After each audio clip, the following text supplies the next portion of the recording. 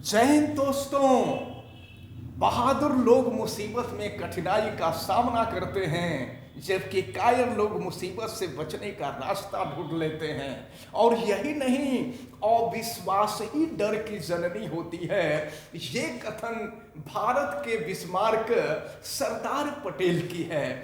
हम आज आपको सरदार वल्लभ भाई पटेल का पूरा जीवन वृतांत बताने जा रहे हैं। यानी आज के वीडियो में हम आपको ये बताएंगे कि यह किस सन में किस गांव में पैदा हुए थे, इनके माता पिता का क्या नाम था, यह किस बिरादरी से बिलोंग करते थे, इनकी पत्नी कौन थे, किस उम्र में इनका विवाह हुआ था, और फिर इनके साथ साथ इनकी कितनी संतानें थीं, इनका एजुकेशन क्या था, इनका ऑक्यूपेशन क्या था, फिर राजनीति में पदार्पण कब हुआ, इनको क्यों सरदार कहा गया, इनको क्यों भारत का लौह पुरुष यानी भारत का बिस्मार्क कहा गया। और फिर सबसे महत्वपूर्ण बात तो ये कि हम आज की वीडियो में ये भी बताएंगे कि स्वतंत्रता के बाद जब स्वतंत्र भारत हुआ तो उसमें प्रधानमंत्री पद के लिए इनको सबसे ज्यादा वोट मिले थे। इसके बावजूद भी इनको भारत का प्रथम प्रधानमंत्री नहीं बनाया गया। इसका कारण क्या था, आज के वीडियो में इन सबको हम लोग देखेंगे। तो हम आपको बता दें कि गुजरात में एक छोटा सा गांव है नादिद, जहां पर झावेर भाई पटेल और उनकी पत्नी लाडवा बेन नाम का एक गरीब किसान परिवार रहा करता था, जो पाटीदार या कह लीजिए कि कुर्मी बिरादरी से बिलोंग करता था। यह परिवार काफी गरीब था। कुछ समय बीतने के बाद इनको 4 संतानें हुई और चौथी संतान जो थी 31 अक्टूबर 1875 को पैदा हुई और उसका नाम रखा गया वल्लभ भाई पटेल। वल्लभ भाई पटेल पढ़ने में बहुत ही तेज तर्रार थे, बहुत ही कुशाग्र बुद्धि के थे, काफी इंटेलिजेंट थे।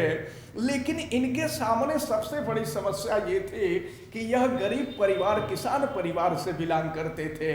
लेकिन इसके बावजूद भी जब ये धीरे धीरे बड़े हुए तो खेती किसानी में अपने पिताजी की मदद किया करते थे, और जब समय मिलता था तो कुछ अलग से व्यवसाय कर लिया करते थे, जिससे उनके पास कुछ मुद्रा एकत्रित हो जाए, कुछ पैसा एकत्रित हो जाए। अब इसके बाद तब तक जब इनकी स्कूलिंग खत्म हो गई तो इनके पास धीरे धीरे कुछ पैसा एकत्रित हुआ।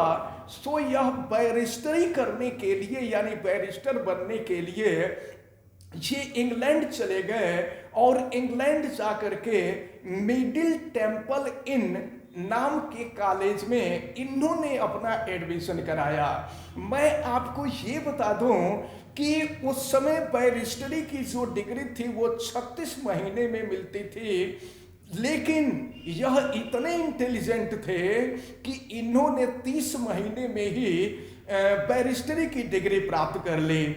अब इसके बाद ये पुनः वापस आए, और वापस आने के बाद गोधरा में वकालत यानी बैरिस्टरी का प्रैक्टिस शुरू कर दिया। ये वास्तव में इतने इंटेलिजेंट थे कि केवल 2 साल में ही गोधरा के ये जाने माने वकील हो गए।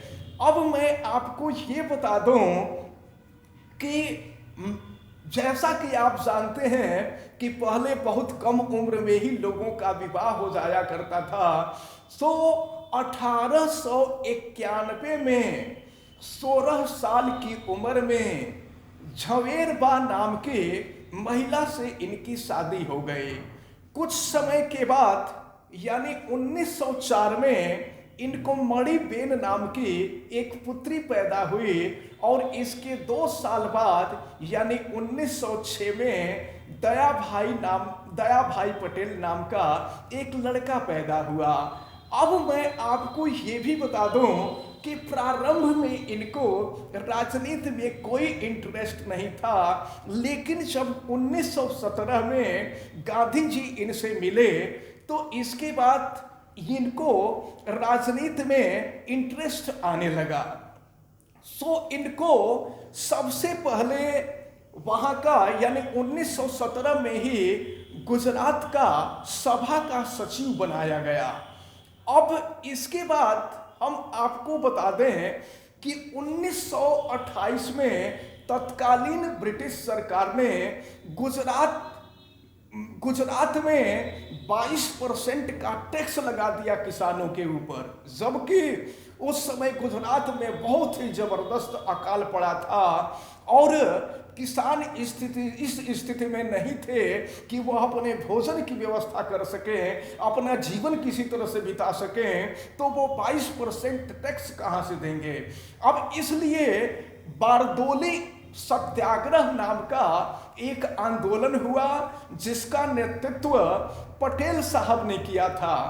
अब यह इनका नेतृत्व इतना जबरदस्त था और यह आंदोलन इतना विस्तृत रूप से हुआ कि तत्कालीन ब्रिटिश सरकार डर गई और डरने के बाद 22% जो टैक्स था उस टैक्स को किसानों पर से वापस ले लिया।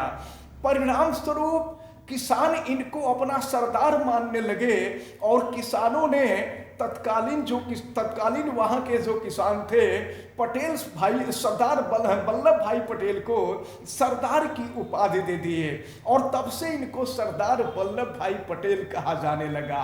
अब मैं आपको बता दूं कि धीरे धीरे इनके नेतृत्व का प्रभाव इतना जबरदस्त पड़ने लगा कि 1931 में कराची में जब गांधी जी और इरविन का समझौता हुआ तो समझौते के दौरान इनको कराची अधिवेशन में कांग्रेस का अध्यक्ष चुना गया।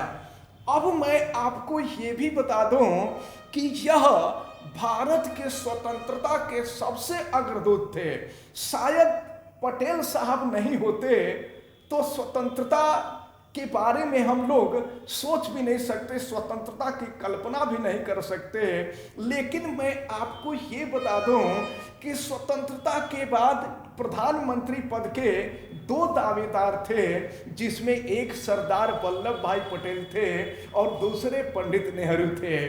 तो अब ये हुआ कि चुनाव कराया जाए, जबकि मैं आपको बता दूं कि 80% देश की जनता चाहती थी कि सरदार पटेल को स्वतंत्र भारत का प्रथम प्रधानमंत्री बनाया जाए, जबकि 20% जो पब्लिक थी वो पंडित नेहरू को चाहती थी। इसके बावजूद चुनाव हुआ और चुनाव के दौरान सरदार पटेल को सबसे ज्यादा वोट मिले, लेकिन नेहरू जी महात्मा गांधी के सबसे प्रिय थे, इसलिए सरदार पटेल को स्वतंत्र भारत का प्रथम प्रधानमंत्री न बना करके पंडित नेहरू को भारत का प्रथम प्रधानमंत्री बनाया गया। अब मैं आपको बता दूं कि सरदार पटेल प्रधानमंत्री तो नहीं बने, लेकिन इनको मन में किसी प्रकार का कोई भी क्षोभ भी नहीं था। इनको भारत का प्रथम गृह मंत्री बनाया गया। अब प्रथम गृह मंत्री बनाने के बाद मैं आपको बता दूं कि हम लोगों का जो देश था यह लगभग 565 छोटी छोटी रियासतों में बटा था। सरदार पटेल को ऐसा लगा कि अगर छोटे छोटे भागों में हम लोग बटे रहेंगे, छोटे छोटे राज्य में बटे रहेंगे, तो फिर कोई दूसरा आक्रमणकारी आएगा और आक्रमण करके हम लोगों को गुलाम बना जाएगा। तो इसलिए ये जो जितनी भी रियासतें हैं इनको अगर इनका एकीकरण हो जाता तो बहुत अच्छा हो जाता। अब इसलिए लगभग 565 जो रियासतें थीं उनमें से 2 को छोड़ करके, एक जूनागढ़ के नवाब और दूसरा हैदराबाद के जो नवाब थे, इन्होंने भारत की एकीकरण यानी भारत में शामिल होने के प्रस्ताव को अस्वीकार कर दिया और शेष जितनी रियासतें थीं सब भारत में अपना विलय कर लें और सरदार पटेल के नेतृत्व को सहर्ष स्वीकार कर लें। अब जूनागढ़ के नवाब और हैदराबाद के नवाब को इन्होंने बहुत प्रेशर बनाया। जब नहीं माने तो उनके ऊपर सैनिक कार्रवाई की गई और सैनिक कार्रवाई के बाद 4 दिन के बाद ही दोनों नवाबों ने समर्पण कर दिया और समर्पण करने के बाद भारत के एकीकरण को स्वीकार किया। चूंकि यह कार्य 565 से अधिक रियासतों को एकीकरण करना यानी एक भारत में मिलाना, यह बहुत ही चुनौतीपूर्ण कार्य था और इस कार्य को केवल लोहे का हृदय वाला व्यक्ति ही कर सकता था। इसलिए सरदार पटेल को लौह पुरुष यानी भारत का बिस्मार्क कहा गया। अब मैं आपको बता दूं कि जब 1948 ईस्वी में जब गांधी जी की हत्या हो गई तो हत्या के बाद इनको बहुत बड़ा सदमा लगा और फिर बीमार रहने लगे। 2 साल के बाद इन्होंने अगस्त 1948 में, हम आपको बता दें अगस्त नहीं दिसंबर 1950 1948 में तो गांधी जी की हत्या हुई थी। 2 साल के बाद 1950 में इनको दिल का दौरा पड़ा और दिल का दौरा पड़ने के बाद इनको बॉम्बे हॉस्पिटल में ले जाया गया, लेकिन लंबे दिनों तक लगभग 1 महीने तक वहां जिंदा रहे। लेकिन 75 वर्ष की उम्र में यह महान पुरुष, यह महान विभूति, यह लौह पुरुष, यह भारत का बिस्मार्क, यह भारत का सरदार हम लोगों के बीच से यानी भारत भूमि को छोड़ करके सदा सदा के लिए यह विदा हो गया। अब इनके मरणोपरांत 1991 में इनको भारत का सर्वोच्च नागरिक पुरस्कार, इनको भारत रत्न पुरस्कार दिया गया। और जैसा कि हम सब लोग जानते हैं 31 अक्टूबर को इनका जन्म दिवस है, तो इनके जन्म दिवस को हम लोग भारतीय या राष्ट्रीय एकता दिवस के रूप में हम मनाते हैं। अब हम आपको ये बता दें कि आज 31 अक्टूबर है और आज सरदार पटेल जी का जन्म दिवस है। तो महामना इंस्टीट्यूट के तरफ से समस्त स्टाफ, समस्त बच्चों के तरफ से इस महापुरुष को हम नमन करते हैं, श्रद्धांजलि अर्पित करते हैं और इस महान आत्मा को हम प्रणाम करते हैं। बहुत बहुत धन्यवाद। जय हिंद।